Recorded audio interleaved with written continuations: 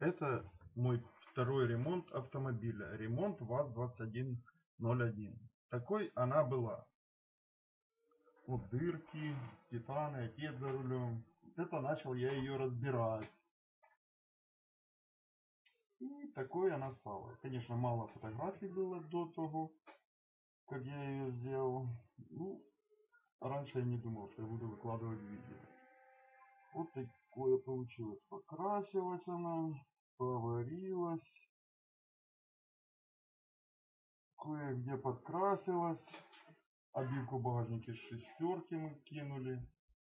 Вот такой копеечка получилась. Неплохая. Семерочные бампера. Пластиковые обыкновенные. Потому что хромированные поржавели. Номер остался родной. Потом мы ее продали. И я ее увидел.